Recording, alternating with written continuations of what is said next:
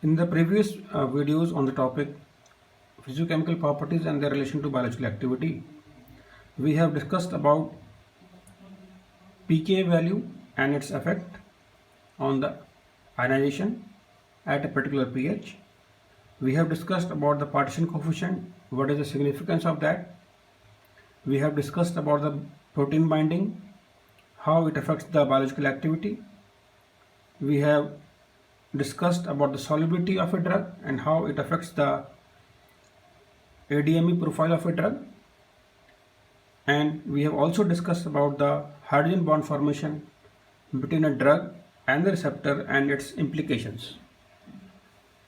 In today's video, we will discuss about another topic, that is the geometric isomerism. Now, structural features like the presence of a double bond imparts high structural rigidity to the molecule. So these molecules become rigid. As we know, the rotation around a single bond, carbon-carbon single bond, is free to rotate, but once there is a double bond, the rotation is hindered. And because rotation is hindered, then we have cis form and the trans form. The drug shown to you is diethylstilbestrol. It is a non-steroidal category of estrogen. Now, this diethylstilbestrol, because of this double bond, it can exist in two geometric isomeric form. One is the cis form, another is the trans form. Now, in diethylstilbestrol, the trans form, this form, is very active and very potent in comparison to the cis form. Okay, and this is because the groups that are oriented in the space under this form, trans form, they are more favorable to be at the receptor site, to attach at the receptor site. So in this way, geometric isomerism also affect the biological activity, because it may be that one of the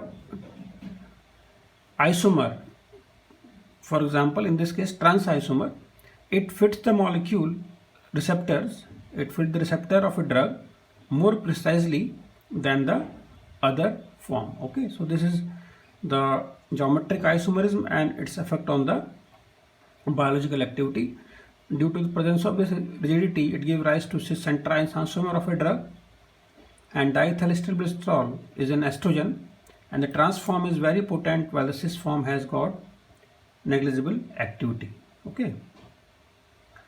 Now these isomers, they also have different physical and chemical properties, and thus their absorption, distribution, metabolism and excretion are also different, and in addition to this, the interaction with the receptor also varies. So all these factors, they affect the biological activity of a drug, and hence geometric isomers can have different biological activities.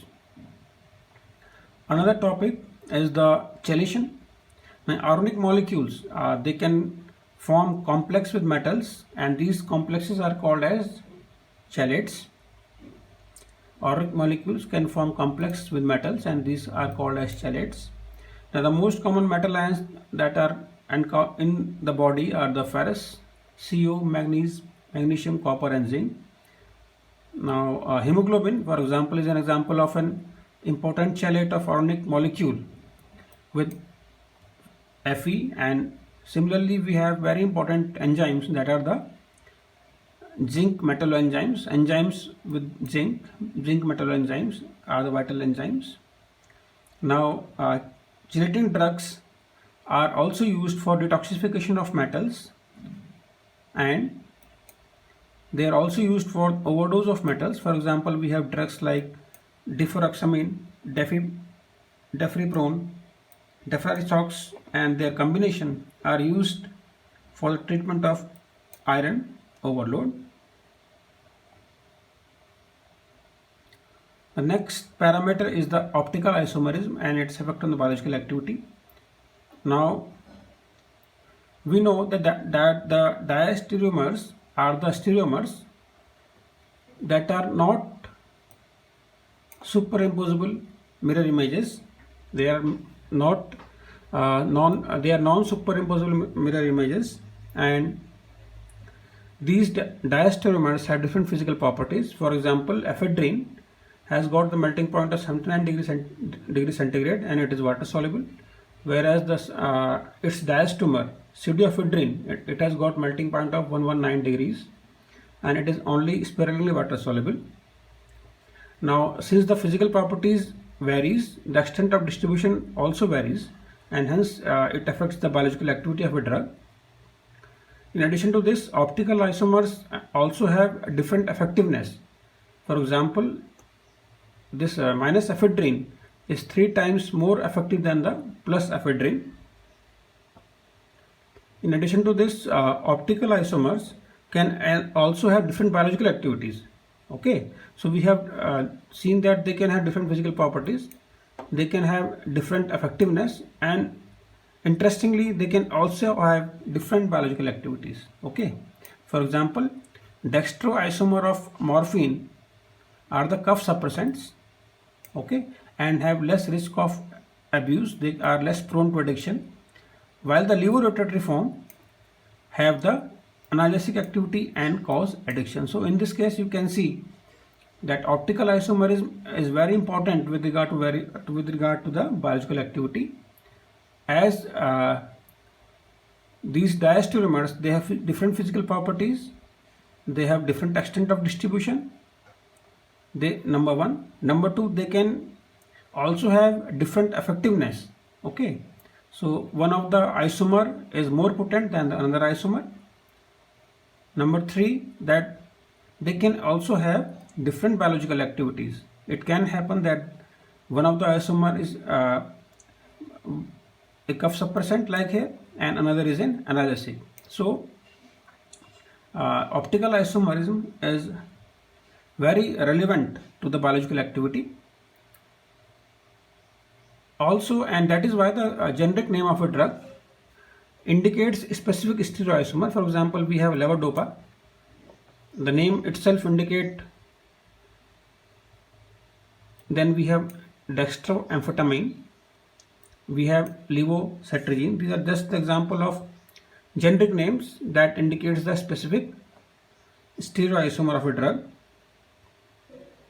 Now, another important thing is that the receptors are also asymmetric. Okay, most of the receptors are asymmetric, and hence only one of the stereoisomer will bind effectively and produce the biological response. And that is why in the previous slide when we discussed that different stereoisomers can have different biological activity, it is because of this, because the receptors can be asymmetric and hence only one of the stereoisomer will bind effectively and produce the biological response. In addition to this, the difference in effectiveness may also be due to the active transport mechanism involving a asymmetric carriers. Suppose the carrier is such that it is transporting only one of the stereoisomer, then also the effectiveness of the diastereomers will vary. Okay. In addition to this, the next point is that the enzymes responsible for metabolism may also be asymmetric, and hence the biological half-life of the diastereomers may differ widely. Okay, so these are the various reasons by which the different isomers exhibit different effectiveness, they exhibit different biological profile, and they also exhibit different pharmacokinetics, like they have different biological half-lives. Okay, so this was about the optical isomerism and its effect on the biological activity. Now the next is isosterism. Now this term isosterism was coined by this scientist Langmuir in 1919, and he defined isosteres as the atoms, group of atoms or molecules having the same number and arrangement of electrons, and isosteres were thus defined as atoms, a group of atoms having the same number and arrangement of electrons, and isostere are that are having the same total charge are called or isoelectric, and same number of electrons would possess similar physical properties that was proposed. Okay, so this was the definition of the term isosterism that was coined by this Langmuir in 1990.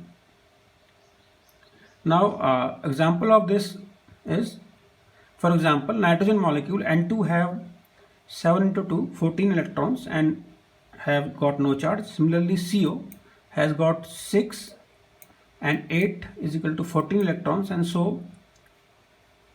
it has also got no charge. So these two, because they are having the same number and arrangement of electrons and they have the same charge, they exhibit similar physical properties. That was the principle behind the concept of isosterism.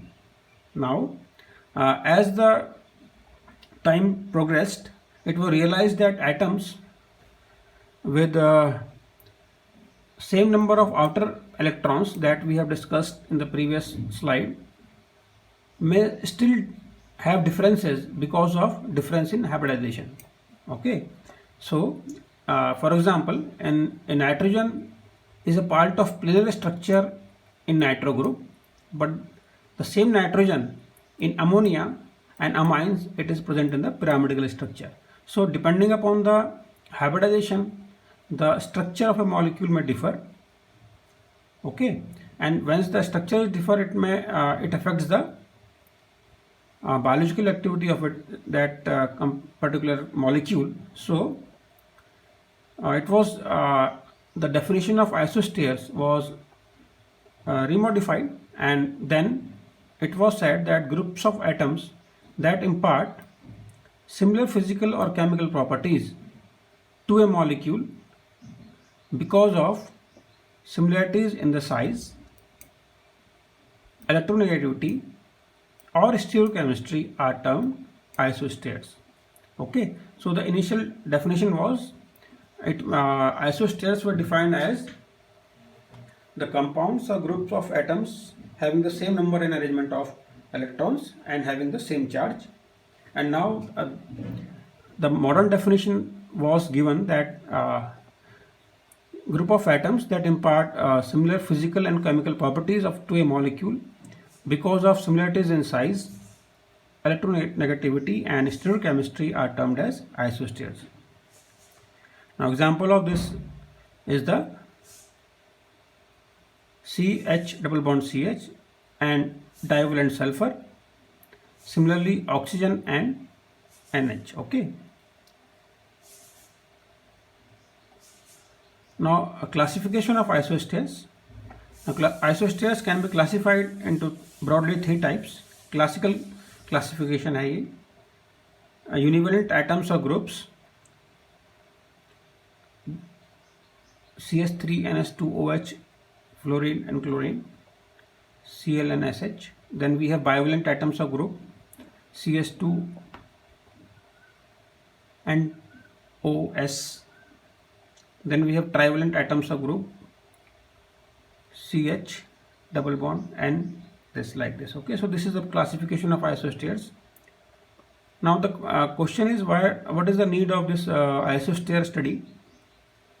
The concept is, for the use is they are used for designing the analogs of a drug, wherein you replace a group of atom with another atom that is isostere with that atom. Okay, so this may result a lead compound, the desired pharmacological activity may have undesirable side effect, it may have limited bioavailability, or it may have such structural features that are hampering its metabolism or excretion. So we can replace certain groups of atoms in that molecule with their isosteric replacement and then see what is the pharmacological activity, what is the effect on the pharmacological activity. So this is the importance of this isostere and the relevance to the biological activity. Now bioisosteres may be defined as the groups of atom which exhibit similar biological activity due to their common physicochemical properties, and these properties are they have near equal molecular shapes and volume, they have same distribution of electrons, and they have similar physical properties. Okay, up to now we have defined isostates.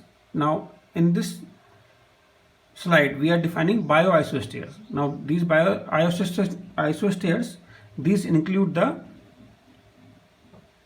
biological activity in addition to the other properties, like they should exhibit similar biological activity, and because their physicochemical properties are same or common, and these are the various physicochemical properties that are common to both the group of atoms.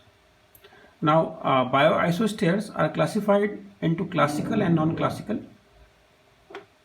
This non-classical bioisostates, they do not strictly obey definition of classical isostates.